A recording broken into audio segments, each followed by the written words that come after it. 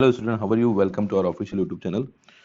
और इस वीडियो में अपन बात करेंगे जो एक नई वैकेंसी आई है आईबी के intelligence bureau ACIO second grade exam की। इसको कैसे क्लियर किया जा सकता है फर्स्ट अटेम्प्ट के अंदर। ये वाला एग्जाम 2017 के अंदर हुआ था और इस बार अब हो रहा है एग्जाम, ये 2021 में हो रहा है। तो अपन उन दोनों में कंपेयर भी करेंगे और किस तरीके से एग्जाम फर्स्ट अटेम्प्ट में क्लियर किया जा सकता है अगर आपका फर्स्ट अटेम्प्ट है तो, और किस तरीके से प्रिपरेशन इसके अंदर ज़रूरी है। तरीके की स्टडी इस एग्ज़ाम के लिए बहुत ज़रूरी है, वही चीज़ अपन डिस्कस करेंगे। और मैं इस वीडियो के अंदर आपको स्ट्रेटेजी, बुक्स, पैटर्न सब कुछ बताऊंगा। सब कुछ चीज़ें आपको पता ही होगी पहली बात तो। तो वीडियो बहुत शॉर्ट होगा लेकिन एक बहुत इंफॉर्मेटिव वीडियो होगा आपके लिए, है ना। तो सबसे पहले आपको ये तो बताइए कि इसके अंदर आपका Tier 1 होना है, फिर Tier 2 होगा, देन इंटरव्यू होगा आपका। ठीक है, उसमें कट ऑफ भी डिस्कस करेंगे कि Tier 1 में कितनी गई थी, Tier 2 की कितनी, और कैसे क्या प्रिपरेशन करनी चाहिए। ठीक है ना। तो सबसे पहले बात करते हैं अपन Tier 1 की बात करते हैं। तो Tier 1 में आपको पता ही है कि टोटल आपको 5 सब्जेक्ट में उन्होंने डिवाइड किया आपको। पहला general awareness, then English, then quantitative aptitude, then reasoning and then general study. ये 5 सब्जेक्ट है और टोटल 100 मार्क्स का आपका पेपर आएगा। ठीक है, पहले अपन Tier 1 को कैसे क्लियर करते हैं वो देखते हैं, उसके बाद में फिर अपन आगे बढ़ेंगे। Tier 1 बहुत इंपॉर्टेंट है। ठीक है, तो 100 मार्क्स में से आपको कितने मार्क्स लाने पड़ेंगे वो भी मैं आपको बताऊंगा और कैसे आ सकते हैं। सबसे पहली बात, इस एग्जाम का फायदा है उन लोगों को ज़्यादा है जिनकी मैथ्स ठीक ठाक है। अगर मैथ्स आपकी ठीक ठाक है फिर भी आप ये क्वालिफाई कर सकते हो अगर आपके बाकी सब्जेक्ट सही है तो। जैसे बहुत सारे एग्जाम, SSC एग्जाम होते हैं, उनमें मैथ्स तो आपको अच्छी होनी चाहिए तभी आप क्लियर कर सकते हो। इस एग्जाम के अंदर आपकी मैथ्स ठीक ठीक है, अगर आप 20 में से 10 क्वेश्चन भी कर लोगे तो आपका काम बन सकता है। अब जिसकी अच्छी है उसको अलग एडवांटेज है, बट जिसकी ठीक ठाक भी है तो वो बाकी सब्जेक्ट में मार्क्स ला सकता है। तब ये 100 मार्क्स है। अब मैं आपको अगर ये बताऊं 100 मार्क्स और पिछली बार की कट ऑफ बताऊं मैं आपको, ठीक है ना। इसको क्लियर कर देता हूँ। अब अपन बात करते हैं कि पिछली बार कट ऑफ जो गई थी उसकी बात करते हैं। तो कट ऑफ जो थी ना 2017 में एग्जाम में गई थी, तो जनरल कैटेगरी की UR कैटेगरी जो कट ऑफ गई थी वो गई थी 65। OBC की कट ऑफ गई थी 60 गई थी, और SC और ST की कट ऑफ गई थी वो गई थी आपकी 50 मार्क्स। अब टोटल 100 में से 65 मार्क्स आपको, तो इस बार आप मान के चल सकते हो कट ऑफ आपकी बढ़ेगी।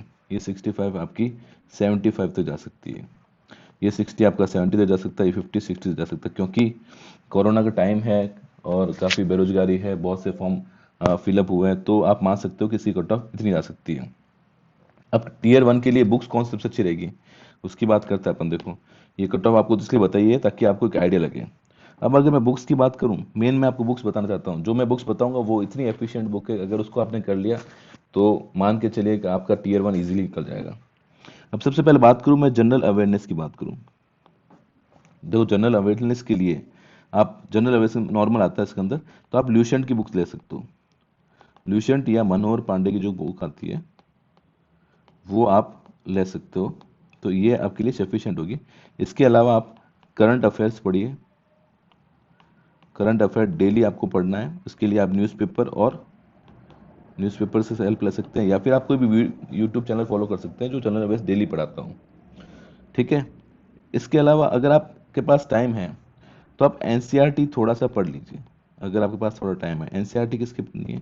6 to 10th क्लास की, वो भी किसकी? ज्योग्राफी, इन सब की आप ज्योग्राफी, सिविक्स, जो हिस्ट्री की आप पढ़ सकते हो। ठीक है ना, ये GA के अंदर, जनरल अवेयर्स के अंदर। बाकी लूसेंट अगर आप पूरे पढ़ लेते हो तो वो भी आपके काफ़ी हद तक 20 में से आप मान के चलिए 13 14 क्वेश्चन तो आप राइट कर ही लोगे। अब सेकेंड इंपॉर्टेंट आता है जो कि मेरा सेक्शन है, क्वांट एप्टीट्यूड। देखो, अगर किसी को क्वांट एप्टीट्यूड में डर लगता है तो मैं कह रहा हूँ कि मेरे वीडियोस देखकर आपको क्वांट एप्टीट्यूड से डर भाग जाएगा। अगर आपने मेरे RRB JEE की वीडियो देख ली है तो क्वांटिटी एप्टीट्यूड आपका बहुत अच्छा हो जाएगा। 20 में से 15 क्वेश्चन की तो मैं गारंटी ला रहा हूँ आपके राइट हो जाएंगे अगर वीडियो देख ली तो। अब क्वांट एप्टीट्यूड में क्या है, आपको बुक्स कौन सी पढ़नी है? देखो, क्वांट एप्टीट्यूड में सबसे अच्छी बुक्स आती है, आप राकेश यादव की बुक ले सकते हो। राकेश यादव की नोट्स आते हैं वो ले सकते हो आप, अच्छे हैं। ठीक है, राकेश यादव या अभिनय मैथ्स के भी ले सकते हो आप, ये भी अच्छा आता है। इसके अलावा आप SSC के प्रीवियस ईयर के क्वेश्चन कर सकते हो। और मेरे वीडियोस है, माय वीडियोस, इसको आप देखने के बाद आप ये सब चीज़ें करेंगे तो आपको इजीली सॉल्व हो जाएगी। तो क्वांटिटी एप्टीट्यूड इजीली क्लियर हो जाएगा आपका। रीजनिंग, रीजनिंग में आप सिर्फ एसएससी के प्रीवियस ईयर के पेपर कर लीजिए, प्रैक्टिस करिए बस इसमें। एक बुक के लिए आप अरिहंत की रीजनिंग की बुक्स आती है, अरिहंत की आती है, वो आप ले सकते हैं, वो सफिशिएंट होगी, उसको आप इजीली कर सकते हैं। तो रीजनिंग में प्रैक्टिस करनी है, प्लस एक अरिहंत की बुक पढ़ लेनी ताकि आपको एक आइडिया लग जाए कि रीजनिंग के पैटर्न क्या क्या होते हैं, जैसे कोडिंग डिकोडिंग कैसे करते हैं, ये सब जितने भी डायरेक्शन वाले टेस्ट कैसे करते हैं, इसके वीडियोज मैंने डाले हुए हैं रीजनिंग के, वो भी आप चेक कर सकते हो, वो बहुत हेल्पफुल है। ठीक है। क्वांटिटी और रीजनिंग वाला पार्ट जो है वो 40 मार्क्स का, तो वो मैंने वीडियोज भी काफ़ी डाले हुए हैं, मैंने वीडियो डाले हुए आरआरबी के, और वही कोर्स आपका भी आरआरबी जेई वाला। तो फिर उसमें कुछ जो टॉपिक बचे वो मैं करा दूंगा, बट ये वीडियोस आपको देखने हैं, आप देखोगे तो आपको समझ में आ जाएगा, तो आपको सब कुछ क्लियर हो जाएगा। ठीक है। रीजनिंग का हो गया। उसके बाद जनरल साइंस में अरिहंत की आती है, जनरल साइंस की बुक बहुत ही अच्छी आती है, जनरल साइंस की बुक आती है। उस बुक को आपको पढ़ना है, इसमें से एक भी क्वेश्चन 20 में से मान के चलना, अगर पूरा पढ़ लिया 17-18 क्वेश्चन राइट हो जाएंगे, मजाक नहीं कर रहा है, बहुत अच्छी बुक है। इंग्लिश के लिए, इंग्लिश बहुत ही ज़्यादा इंपॉर्टेंट है, तो इसको बहुत अच्छे से करना है आपको इंग्लिश। अब इंग्लिश में क्या करना है आपको, देखो इंग्लिश के लिए आपको एक तो सबसे पहले times of India, the Hindu newspaper daily पढ़ना है, क्योंकि उसके अंदर आपका सब्जेक्टिव वो 50 मार्क्स का जो टीयर 2 होगा उसमें बहुत काम आने वाली है। फिर आप इसमें मिरर ऑफ कॉमन एरर की जो बुक आती है, कॉमन एरर की, अजय कुमार सिंह की, ये बुक करनी है। या फिर आप थर्ड बुक आपको नीतू सिंह की बुक आती है, वॉल्यूम 1 वॉल्यूम 2, ये आपको करनी है। और अगर वोकेबुलरी इंप्रूव करनी है आपको, वर्ड पावर मेड इजी करके आती है, उसको आप ले सकते हो। और किरण के प्रीवियस ईयर के पेपर कर लेना है। अब ये सब चीज़ें मैंने बुक्स के बाद बता दी आपको। ठीक है। प्रीवियस ईयर के क्वेश्चन जरूर करने हैं, एसएससी के जितने प्रीवियस ईयर के क्वेश्चन है एटलीस्ट कम से कम 20 ईयर के पेपर कर लेना, तो ये आपके काफ़ी हद तक काम आएंगे, प्रैक्टिस भी हो जाएगी, प्लस आपको आइडिया लग जाएगा कि आप कितना, आपकी प्रिपरेशन किस हिसाब से है। ठीक है। टीयर 1 में जो आप इंग्लिश पढ़ोगे वो आपकी टीयर 2 में भी काम आएगी। और द हिंदू जो न्यूज़पेपर आता है उसमें जो एडिटोरियल पेज, जो पोस्ट आती है, एडिटोरियल का पेज जो होता है उसके अंदर कुछ एडिटोरियल पोस्ट आती है, उसको जरूर करना है, उसको बार बार लिखना है, एक कॉपी में बार बार लिखना है, उन पैराग्राफ को लिखना है, और ताकि क्या हो जाए कि आपकी वोकेबुलरी भी इंप्रूव हो जाए और आपको ऐसे जो आएगा उसको लिखने में आपको कोई परेशानी ना हो। तो ये सब चीज़ आपको करनी है।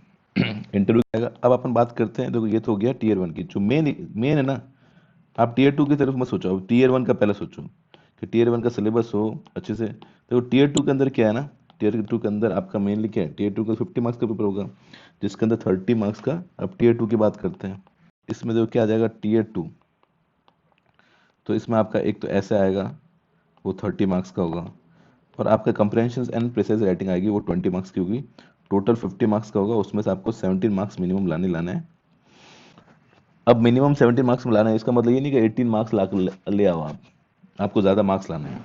अब इसके लिए मैं इसलिए बोला था कि आपको इंग्लिश बहुत ढंग से पढ़नी है।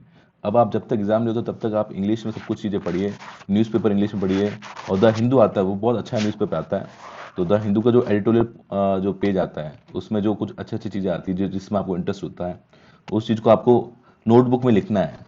हर दिन कम से कम आपको 4-5 पेज इंग्लिश में लिखने हैं। इससे आपकी क्या होगी, एक तो वोकेबुलरी अच्छी होगी, और कभी भी कुछ ऐसे आएगा, मेजरली यूपीएससी एग्जाम में, बड़े बड़े लेवल के एग्जाम जितने भी होते हैं उसके अंदर एडिटोरियल पोस्ट का सीधा आ जाता है, जो पोस्ट होता है सीधा सीधा आ जाता है। तो अगर आप रेगुलरली पढ़ रहे हो तो हो सकता है आपकी किस्मत अच्छी हो, उसी पोस्ट का ऐसे आ जाए और आप इजीली उसको कर लो। तो इसलिए मैं आपको बोल रहा हूँ कि आपको द हिंदू ये न्यूज़पेपर लेना है। अगर आप नहीं ले सकते हो, अगर आप गाँव में रहते हो, तो आप ऑनलाइन भी इसको देख सकते हो, द हिंदू आप गूगल पर सर्च करेंगे तो आपको मिल जाएगा। उसके अलावा मैंने आपको बुक्स बता दी है, इंग्लिश की प्रैक्टिस ज़्यादा करनी है। ठीक है।